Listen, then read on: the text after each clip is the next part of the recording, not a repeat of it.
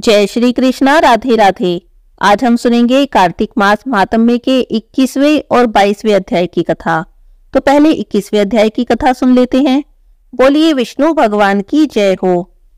जब भगवान शिव ने जलंधर का वध कर दिया तब ब्रह्मादिक सभी देवता नतमस्तक होकर भगवान शिव की स्तुति करने लगे। उन्होंने कहा, हे देवादिदेव, आप प्रकृति से परे परब्रह्म और परमेश्वर हैं। आप निर्गुण हैं, निर्विकार हैं और सबके ईश्वर होकर भी नित्य अनेक प्रकार के कर्मों को करते हैं। हे प्रभु, हम ब्रह्मा आदि सभी देवता आपके दास हैं। हे शंकर जी, हे देवेश, आप प्रसन्न होकर हमारी रक्षा कीजिए। हे शिव जी, हम आपकी शरण में हैं और हम आपकी प्रजा हैं और आप हमारी रक्षा कीजिए।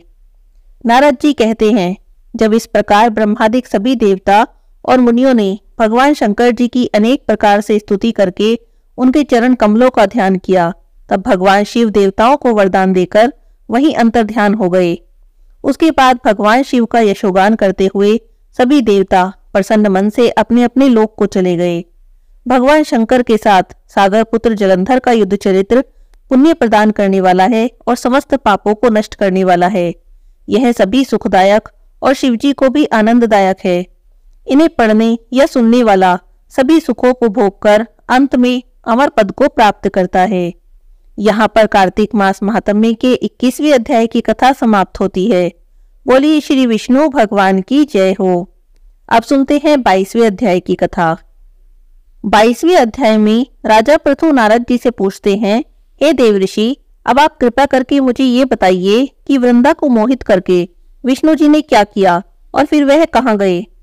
जब देवता स्तुति कर मौन हो गए तब शंकर जी ने सब देवताओं से कहा, हे ब्रह्मादिक देवताओं, जलंधर तो मेरा ही अंश था, उसे मैंने तुम्हारे लिए नहीं मारा है। यह तो मेरी ही सांसारिक लीला थी। फिर भी आप लोग सत्य कहिए कि इससे आप सुखी हुए या नहीं। तब ब्रह्मादिक सभी देवताओं के नेत्र हर्ष से खिल गए और उन्होंने शिवजी को प्रणाम करके विष्णु जी का वह सब वृतांत कह सुनाया जो उन्होंने बड़े प्रयत्न से वृंदा को मोहित किया था और वह अग्नि में प्रवेश कर परम गति को प्राप्त हुई थी। देवताओं ने यह भी कहा कि तभी से वृंदा की सुंदरता पर मोहित हुए भगवान विष्णु उसकी चिता की राख लपेटे इधर उधर घूमते हैं। अतः आप उन्हें समझाइए, क्योंकि यह सारा चराचर आप ही के अधीन है। देवताओं के मुख से सारा वृतांत सुनकर शंकर जी ने उन्हें अपनी माया समझाई और कहा कि उसी माया से मोहित विष्णु जी भी काम के वशीभूत हो गए हैं। परंतु महादेवी उमा, त्रिदेवों की जननी, सबसे परे वह मूल प्रकृति परम मनोहर और वही गिरजा भी कहलाती है। अतः विष्णु जी का मोह दूर करने के लिए आप सब उन्हीं की शरण में जाइए। शंकर जी की आज्ञा से सभी देवता मूल प्रकृति को प्रसन्न करने उनके पास चले। उनके स्थान पर पहुंचकर उनकी बड़ी स्तुति की। तब आकाशवाणी हुई कि हे देवताओं, मैं ही 3 प्रकार से 3 गुणों से पृथक होकर स्थित सत्य गुण से गौरा, रजोगुण से लक्ष्मी और तमोगुण से ज्योति रूप हूं। अतः अब आप लोग मेरी रक्षा के लिए उन देवियों के पास जाओ, तो वे तुम्हारे मनोरथ को पूर्ण कर देंगी। यह सब सुनकर सभी देवता भगवती के वाक्यों का आदर करते हुए गौरी, लक्ष्मी और सरस्वती को प्रणाम करने लगे। तब सभी देवताओं ने भक्ति पूर्वक उन सब देवियों से प्रार्थना की। उस स्तुति से तीनों देवियां प्रकट हुई। सभी देवताओं ने प्रसन्न मन से निवेदन किया। तब उन देवियों ने कुछ बीज देकर कहा कि इन्हें ले जाकर बो दो तो तुम्हारे सब काम सिद्ध हो जाएंगे। ब्रह्मादिक देवता उन बीजों को लेकर विष्णु जी के पास गए और वृंदा की चिता भूमि में डाल दिया। उससे धात्री, मालती और तुलसी प्रकट हुई। विधात्री के बीज से धात्री, लक्ष्मी जी के बीज से मालती और गौरी के बीज से तुलसी प्रकट हुई। विष्णु जी ने जो ही उन स्त्री रूप वाली वनस्पतियों को देखा तो वे उठ बैठे। कामासक्त चित्त से मोहित होकर उनसे याचना करने लगे। धात्री और तुलसी ने उनसे प्रीति की। विष्णु जी सारा दुख भूलकर देवताओं से नतमस्तक हो अपने लोक वैकुंठ को चले गए। अब वे पहले की तरह ही सुखी होकर शंकर जी का स्मरण करने लगे। यह सब वृतांत भगवान शिव की भक्ति दिलाने वाला है। यहाँ पर कार्तिक मास महात्म्य के 22वें अध्याय की कथा समाप्त होती है। बोलिए श्री विष्णु भगवान की जय हो। अब हम सुनेंगे कार्तिक मास में दीप दान करने की कहानी। बोलिए विष्णु भगवान की जय हो। बहुत समय पहले की बात है। किसी नगर में एक व्यक्ति रहता था। बड़ा ही नास्तिक था, कभी भी भगवान की पूजा नहीं करता, कभी मंदिर भी नहीं जाता, किसी को एक पैसा तक दान में नहीं देता था। जीव हिंसा करने में हमेशा ही तत्पर रहता और जीव हिंसा करके ही अपने जीवन को यापन करता। शिष्टाचार से रहित जीवन व्यतीत करता। उसके दुष्कर्मों और दुर्व्यवहार के कारण उसकी जाति ने, बंधु बांधवों ने उसका त्याग कर दिया था। उसके घर वालों ने उसे घर से निकाल दिया। इस तरह से दुखी होकर वह व्यक्ति अपनी पत्नी के साथ वन में जाकर रहने लगा और पशुओं को मारकर अपना पेट पालने लगा। एक बार की बात है, वह जंगल से गुजर रहा था, तभी उसे वहां पर एक ब्राह्मण बेहोश पड़े दिखाई दिए।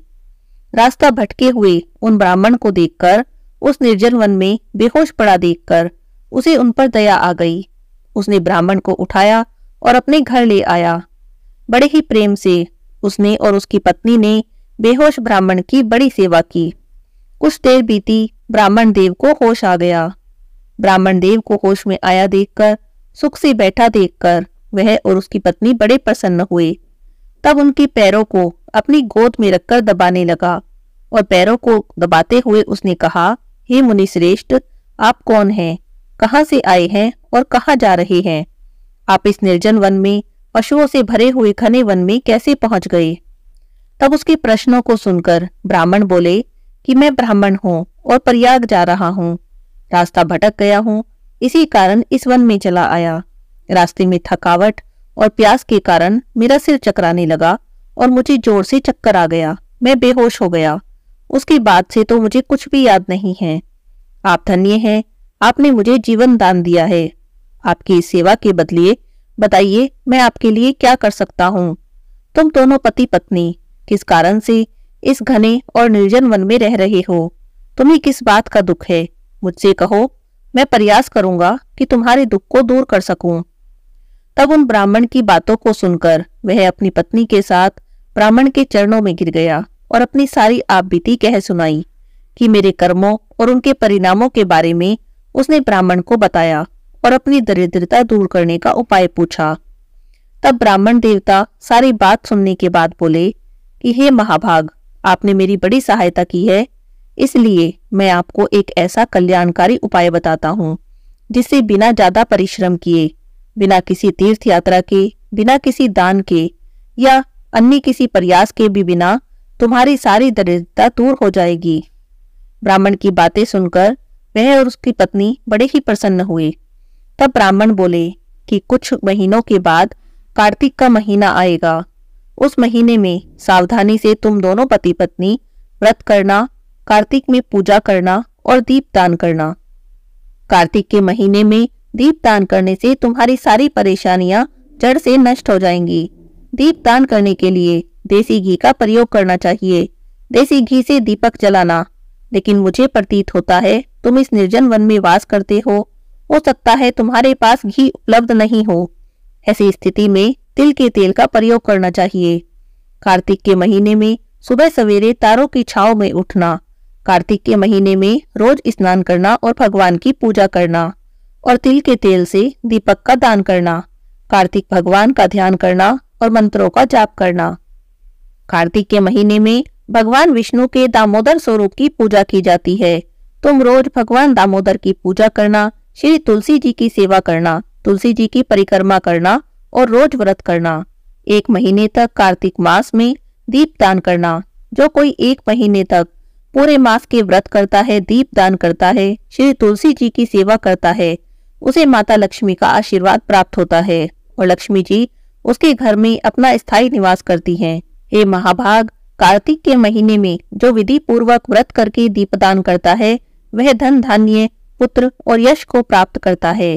कार्तिक के महीने में किया गया दीपदान बंध्या स्त्री के बांझपन का नाश करने वाला है, स्त्रियों को सौभाग्य देने वाला है और सभी मनुष्यों को अपनी इच्छा के अनुसार फल देने वाला है। यदि कोई कन्या दीप दान करती है तो वह गुणी और चिरंजीवी पति को प्राप्त करती है। स्त्री की इच्छा करने वाला पुरुष सुशीला और पतिव्रता स्त्री को प्राप्त करता है। विद्यार्थी विद्या को प्राप्त करते हैं और सिद्धि चाहने वाले को सिद्धि प्राप्त होती है। धन चाहने वाले को धन प्राप्त होता है और मोक्ष चाहने वाले को मोक्ष की प्राप्ति होती है। बिना किसी विधि के, बिना किसी शास्त्र के जो कार्तिक मास में दीप दान करता है वह अपनी इच्छा के अनुसार फल की प्राप्ति करता है। और फिर विधि पूर्वक नियम से जो कोई भी पूरे कार्तिक के महीने की व्रत करता है और दीप दान करता है उसके भाग्य का तो कहा ही नहीं जा सकता। कार्तिक के महीने में दीप दान करने का विशेष महत्व है। दोनों पति पत्नी को कार्तिक के महीने की और कार्तिक में दीप दान करने की महिमा बताकर ब्राह्मण देवता वहां से चले गए। आया कार्तिक का महीना, तब दोनों पति पत्नी आलस्य को त्याग कर कार्तिक के महीने का स्नान करने लगे, व्रत करने लगे और दीप दान करने लगे।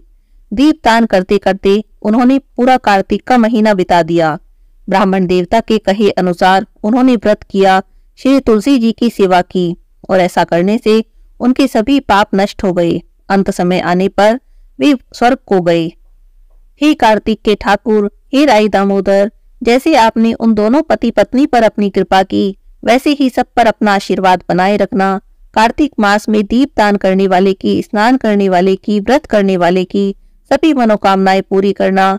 बोलिए श्री विष्णु भगवान की जय हो। अब सुनते हैं पीपल देवता की कहानी। बोलिए पीपल देवता की जय हो। किसी गांव में एक ब्राह्मण ब्राह्मणी रहते थे। ब्राह्मण का पीपल की सेवा का नियम था। ब्राह्मण देवता रोज पीपल देवता की पूजा करते, जल से सींचते और परिक्रमा करते, दिया जलाते और उसी के बाद कुछ भी अन्न जल ग्रहण करते। बिना पीपल की पूजा किए तो पानी की एक बूंद भी ग्रहण नहीं करते थे। इस तरह से पीपल देवता की पूजा करते करते ब्राह्मण को पूरा जीवन बीत गया। एक दिन पीपल देवता ने सोचा कि ब्राह्मण ने सारा जीवन मेरी सेवा की है, मेरी पूजा की है, मुझे इसे कुछ तो देना चाहिए। जब अगले दिन ब्राह्मण पीपल की पूजा करने के लिए आए तब पीपल सींचकर परिक्रमा कर रहे थे तो पीपल में से आवाज आई, तू मांग मैं देऊं, तू मांग मैं देऊं। ब्राह्मण ने आवाज सुनी तो चारों ओर देखने लगे कि आवाज कहां से आ रही है, पर उन्हें तो आसपास कोई भी दिखाई नहीं दिया। अब ब्राह्मण आश्चर्य में पड़ गए। इसके बाद तो रोज ऐसा ही होने लगा। जब भी ब्राह्मण देवता पीपल की पूजा करने जाते रोज पीपल में से आवाज आती कि तू मांग मैं देऊं। यह सब देखकर ब्राह्मण घबराने लगे, क्योंकि उन्होंने सुन रखा था कि पीपल के पेड़ पर तो भूतों का वास होता है। तब उन्होंने सोचा कि कहीं ये आवाज किसी भूत प्रेत की तो नहीं। ब्राह्मण देवता घबराकर अपने घर आ जाते और घर आ जाकर भोजन भी नहीं करते। ऐसा कुछ दिन तक हुआ तो ब्राह्मणी ने देखा तो पूछने लगी कि ब्राह्मण देवता किस चिंता में बैठे हो, क्या बात है। तब ब्राह्मण ने सारी बात बताई तो ब्राह्मणी बोली, अरे आप तो बहुत ही भोले हैं। पीपल के पेड़ पर भूत प्रेतों का वास नहीं होता, बल्कि पीपल के पेड़ में तो ब्रह्मा विष्णु और महेश का वास होता है, पितरों का वास होता है, लक्ष्मी जी का वास होता है। हो सकता है यह आवाज भगवान की हो, भगवान आपकी भक्ति से प्रसन्न हुए हों और आपको वर देना चाहते हों। तब ब्राह्मण देवता जब अगले दिन पीपल सींचने गए तो फिर से आवाज आई कि तू मांग मैं देऊं। तो ब्राह्मण देवता ने पूछा कि आप कौन हैं और मुझे क्या देना चाहते हैं। तब पीपल में से आवाज आई कि मैं पीपल देवता हूँ, तेरी पूजा से, तेरी भक्ति से बहुत प्रसन्न हूँ और तुझे कुछ देना चाहता हूँ, तू मांग ले। ब्राह्मण देवता बोले कि मुझे तो कुछ भी मांगना नहीं आता, मुझे नहीं पता कि क्या मांगना चाहिए। तब पीपल में से आवाज आई कि तुम अपनी पत्नी से पूछ लेना। ब्राह्मण घर आ गए। ब्राह्मणी कहने लगी, ब्राह्मणी से बोले कि तुम तो सही कहती थी, वह आवाज तो भगवान की सी थी, वे मुझे कुछ देना चाहते हैं पर मुझे नहीं पता कि क्या मांगू। तो ब्राह्मणी बोली कि आप पीपल देवता से कहना कि मुझे 9 करोड़ की माया दे, 16 साल की काया दे, बेटा दे, पोता दे, पूरा परिवार दे, सारे सुख दे। तब ब्राह्मण देवता ने अपनी पत्नी की बात मानी और अगले दिन जब पीपल की पूजा करने गए और रोज की तरह से आवाज आई तब ब्राह्मण ने वही बात कह दी जो ब्राह्मणी ने कही थी। ब्राह्मण ने पीपल देवता से कहा कि मुझे 9 करोड़ की माया दो, 16 साल की काया दो, बेटा दो, पोता दो, पूरा परिवार दो और सारा सुख दो। पीपल देवता सोचने लगे कि ब्राह्मण देखने में सीधा साधा था, कहता था मांगना नहीं आता है, पर सारी ही चीजें मांग ली। फिर बोले कोई बात नहीं, तूने जो जो मांगा है सब तुझे देता हूं। अब ब्राह्मण थोड़ी देर पर वहां पर खड़े रहे, लेकिन जब उनके हाथ में कुछ भी नहीं आया तो निराश होकर वापस आने लगे। मन ही मन सोचने लगे कि पीपल देवता कहते तो थे कि तुझे सब देता हूं, दिया तो कुछ भी नहीं। इसी तरह अपने विचारों में मग्न चले आ रहे थे और अपनी कुटिया से आगे निकल गए। उन्होंने तो ध्यान भी नहीं दिया कि उनकी कुटिया की जगह अब एक आलीशान महल खड़ा था। जब अपने घर से आगे निकल गए तब पीछे से ब्राह्मणी ने आवाज लगाई कि कहाँ जा रहे हो ब्राह्मण देव। ब्राह्मण ने पीछे मुड़कर देखा तो एक सजी धजी औरत खड़ी थी। रेशम जरी की साड़ी पहन रखी थी, बहुत सारे गहने पहन रखे थे। ब्राह्मण देवता तो इस भेष में अपनी पत्नी को पहचान ही ना सके। तो ब्राह्मणी ने दोबारा आवाज लगाई, कहने लगी कि कहाँ जा रहे हो, अपने घर में क्यों नहीं आते। तब ब्राह्मण बोले कि तुम्हारा भेष कैसे बदल गया, ये इतने सारे गहने, इतने सुंदर कपड़े। तब ब्राह्मणी बोली कि पीपल देवता का आशीर्वाद है, पीपल देवता ने आपकी मनोकामना पूरी कर दी, आपने जो भी मांगा था सब दे दिया। तब ब्राह्मण देवता पूछने लगे कि लेकिन हमारी कुटिया कहाँ गई और ये महल किसका है। तो ब्राह्मणी बोली आप अंदर तो चलो, सब पता चल जाएगा। ब्राह्मण देवता अंदर गए तो देखते क्या है, बहुत बड़ा परिवार हो रहा है, बेटे पोते नाती धोते सब घूम रहे हैं। तो ब्राह्मणी बोली कि जैसे आपने मांगा था पीपल देवता ने हमें सब दे दिया, देखिए ये सारा परिवार हमारा ही है। अब तो ब्राह्मण देवता बहुत ही खुश हो गए और उन्होंने मन ही मन पीपल देवता को बहुत धन्यवाद किया। हे पीपल देवता, जैसे आपने ब्राह्मण की मनोकामना पूरी की, वैसे ही आपकी पूजा करने वाले, कथा पढ़ने वाले, कथा सुनने वाले सबकी मनोकामना पूरी करना। बोलिए पीपल महाराज की जय हो। अब हम सुनेंगे कार्तिक के महीने में सुनी जाने वाली तिलक भगवान की कहानी। बोलिए विष्णु भगवान की जय हो। किसी गांव में एक बुढ़िया माई अपने बेटे के साथ रहती थी। बुढ़िया माई का बेटा ना कुछ काम धंधा करता था, ना कुछ कमाता था, बस सारा दिन गलियों में आवारा घुमा करता था। जब भी घर आता तो घर आते ही खाना मांगता, कहता माँ खाना दो, बड़ी भूख लगी है। उसकी माँ उसे खाना दे देती, लेकिन उसकी माँ को उसकी बड़ी चिंता थी, ऐसे ही आवारा घूमता रहेगा तब इसका जीवन कैसे चलेगा।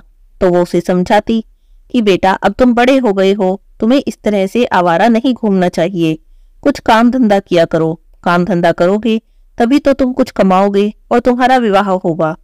लेकिन वो अपनी माँ की कोई भी बात नहीं मानता, बस खाना खाता और फिर से घूमने चला जाता, फिर घर आता और फिर खाना मांगता। तो एक दिन बुढ़िया माई सोचने लगी कि अगर यही सब चलता रहा तब मैं क्या करूंगी, इतना खाना कहाँ से लाऊंगी, ये तो बार बार आता है और खाना मांगता है। तो बुढ़िया माई ने एक युक्ति निकाली, अपने बेटे को बुलाया और कहा देख बेटा, ऐसे कोई काम नहीं चलता, तू एक नियम ले ले। बेटा भी सुधरना चाहता था तो माँ की बात मान गया। कहने लगा माँ लेकिन मैं क्या नियम लूं, मुझे कुछ समझ नहीं आता। सोचने लगा तो थोड़ी देर में बोला माँ एक काम करता हूँ, मैं भगवान के दर्शन करने का नियम ले लेता हूँ, रोज भगवान के दर्शन किया करूंगा। बुढ़िया माई ने सोचा ये तो 2 मिनट का काम है, भगवान के दर्शन करेगा फिर घर आ जाएगा, फिर खाना मांगेगा। बुढ़िया माई सोचने लगी, थोड़ी देर सोचकर बोली कि बेटा ये तो तेरा नियम अधूरा रह गया, भगवान के दर्शन करने के बाद भगवान के भक्त के दर्शन करने का भी नियम ले ले। तब बेटे ने पूछा कि कौन होता है भगवान का भक्त और कहाँ मिलता है, कैसा दिखाई देता है। तब बुढ़िया माई बोली बेटा जो सबसे लंबा तिलक लगाए हो समझ लेना वही भगवान का भक्त है। पहले तुम मंदिर जाना, भगवान के दर्शन करना, फिर भगवान के भक्त के दर्शन करना और उसके बाद तुम घर आ जाना, इतना मैं तुम्हारे लिए खाना बनाकर तैयार रखूंगी। बेटा मान गया। दूसरे दिन सुबह जल्दी जल्दी उठा, नहा धोकर पहुंच गया मंदिर में। वहां जाकर भगवान के दर्शन किए, फिर आकर सीढ़ियों पर बैठ गया और भगवान के भक्त को ढूंढने लगा। देखने लगा कि किसने सबसे लंबा तिलक लगा रखा है, लेकिन उसे जो भी कोई मिलता उसने तो छोटा सा तिलक लगा रखा था। उसने सोचा कि नहीं, माँ ने कहा था कि जो सबसे लंबा तिलक लगाए हो वही भगवान का भक्त है, इनमें से तो कोई भक्त नहीं है। ढूंढते ढूंढते सुबह से दोपहर हो गई, दोपहर से शाम हो गई और शाम से रात भी हो गई। मंदिर के पट बंद होने का समय हो गया, लेकिन उसे कोई भी भगवान का भक्त दिखाई नहीं दिया। लेकिन वो सोचने लगा कि माँ ने कहा था जब तक भगवान के भक्त के दर्शन मत ना कर लो घर मत आना, तो मैं घर तो नहीं जा सकता। वह गलियों में घूमने लगा, भटकते भटकते एक जंगल में चला गया। जंगल में जाकर सोचा कि पेड़ पर चढ़ जाता हूँ ऊंचाई से देखूंगा तो दूर तक का दिखेगा, कोई ना कोई तो भगवान का भक्त मुझे दिख ही जाएगा। ऐसा सोचकर पेड़ पर चढ़ गया। वो पेड़ पर बैठा ही था कि वहां पर 4 चोर लड़ते हुए आ गए। आपस में चोरी के माल पर लड़ रहे थे। एक कह रहा था मैं ज्यादा लूंगा, दूसरा कह रहा था मैं ज्यादा लूंगा। उन चोरों ने एक मंदिर के आभूषण चुराए थे और आभूषण चुराने के लिए उन चोरों में से एक ने पंडित का वेश बनाया था। पीली धोती पहनी थी, टोपी लगाई थी, लंबा सा तिलक लगाया था। तो बस उसने तो सोचा यही है भगवान का सबसे बड़ा भक्त, क्योंकि माँ ने कहा था जो सबसे लंबा तिलक लगाए हो वही भगवान का भक्त होता है। अभी वे चोर तो अपनी चोरी के माल पर लड़ ही रहे थे, तभी पेड़ पर बैठा वे जोर जोर से चिल्लाने लगा, मैंने देख लिया, मैंने देख लिया, अब मैं माँ को जाकर बोलूंगा कि मैंने देख लिया। अब चारों चोर तो डर गए। उन्होंने सोचा किसी ने हमें चोरी करते देख लिया, चोरी के माल के साथ पकड़कर पुलिस को दे देंगे। वो तो वहीं चोरी का माल छोड़कर वहां से भाग गए। अब वो बुढ़िया माई का बेटा पेड़ से नीचे उतरा तो देखा यहाँ तो बहुत सारा सामान पड़ा है, बहुत सारे गहने पड़े हैं। उसने सोचा अगर इन्हें यहीं छोड़ दिए तो कोई चोर चुरा कर ले जाएगा। बेचारा भोला भाला था, उसे तो यही नहीं पता था कि ये खुद ही चोर थे और चोरी करके लाए थे। तो उसने सारा सामान समेटा और घर आ गया। घर आकर उसने अपनी माँ को सारी बात बताई। तब माँ कहने लगी कि बेटा, अच्छे नियम का फल भी भगवान अच्छा ही देते हैं। तुम पर तिलकधारी भगवान की कृपा हुई है, तुम पर तो तिलक भगवान टूटे हैं। हे भगवान, जैसे आपने बुढ़िया माई के बेटे की पर कृपा की, जैसे आप बुढ़िया माई के बेटे से प्रसन्न हुए, सबकी मनोकामना पूरी करना, सबकी ऊपर अपनी कृपा करना, कहते सुनते हुंकारा भरते सबकी मनोकामना पूरी करना। बोलिए विष्णु भगवान की जय हो। कार्तिक मास में सुनी जाने वाली पोपा बाई की कहानी। किसी गांव में एक पोपा बाई रहती थी। नियम व्रत बहुत करती थी, बहुत दान पुण्य करती थी। एक दिन अपने भाई भाभी से कहने लगी कि मैं कभी शादी नहीं करूंगी, मेरी झोपड़ी गांव के बाहर बनवा दो। और गांव की स्त्रियों से कहने लगी कि आप अपनी गायें और बछड़े मेरे यहाँ चरने को भेज दिया करो, बचा कुचा भोजन मुझे भेज दिया करो। एक दिन की बात है, नगर का राजा शिकार खेलने जंगल में गया हुआ था। जंगल में झोपड़ी देखकर वहीं पर रुक गया। सोचने लगा कि इस झोपड़ी में, इतने घने जंगल में कौन रहता है। उसने झोपड़ी का दरवाजा खटखटाया। अंदर से कोई आवाज नहीं आई तो वह बार बार दरवाजा खटखटाने लगा। तब अंदर से पोपा बाई ने पूछा कि कौन है जो मेरे द्वार पर आवाज दे रहा है। तब राजा ने कहा कि मैं इस नगर का राजा हूं। तब वह कहने लगी कि चले जाओ, मैं किसी पराये पुरुष का मुंह नहीं देखती। तब वो बोला कि नहीं, दरवाजा खोल, मैं तो तेरे साथ विवाह करूंगा। तब पोपा बाई ने कहा कि जहां से आए हो वहीं चले जाओ, मैंने कहा ना, मैं पराये पुरुष का मुंह भी नहीं देखती। तब राजा जबरदस्ती पोपा बाई को उठाकर ले जाने लगा। रास्ते में पोपा बाई ने राजा को शाप दे दिया कि उसका सारा राजपाट नष्ट हो जाए। जब वह अपने नगर में पहुंचा तब उसने देखा कि उसका सारा राज्य नष्ट हुआ पड़ा है। तो रानियां कहने लगी कि इसको आप जहां से लाए हो वहीं वापस छोड़ आओ। जब राजा पोपा बाई को छोड़ने जाने लगा तब रास्ते में पाप की नदी आई। राजा उस पाप की नदी में डूब गया। पोपा बाई धर्मराज जी के पास पहुंची तो धर्मराज जी ने पोपा बाई को स्वर्ग का राज दे दिया। एक बार एक सेठ सेठानी मृत्युलोक से स्वर्गलोक में गए। प्रवेश करने के लिए स्वर्ग का द्वार बंद देखकर उन्होंने धर्मराज जी से द्वार खोलने की प्रार्थना की। तब धर्मराज जी कहने लगे कि मैं इस द्वार को नहीं खोल सकता हूँ, इस द्वार पर तो पोपा बाई का राज है। तब सेठ सेठानी ने कहा कि हम तो पोपा बाई को नहीं जानते। धर्मराज जी कहने लगे कि 7 दिन तक मृत्युलोक में वापस जाओ, वहां जाकर 8 खोपरे में राई भरकर 5 कपड़े ऊपर रखकर कहानी सुनो और उद्यापन करो और कहो कि राज है पोपा बाई का, लेखा लेगी राई राई का। इस तरह कहानी कहकर उद्यापन करके तभी आपको स्वर्ग के द्वार खुले मिलेंगे। बोलिए पोपा बाई की जय हो। कार्तिक मास के बुधवार की कथा। बुधवार के दिन एक साहूकार का लड़का अपनी बहू लेने ससुराल जा रहा था तो उसकी माँ ने बहुत मना किया कि बुधवार के दिन विदा कराने मत जा, लेकिन नहीं माना। ससुराल पहुंच गया और जाकर कहने लगा कि मैं अपनी पत्नी को विदा कराने आया हूँ।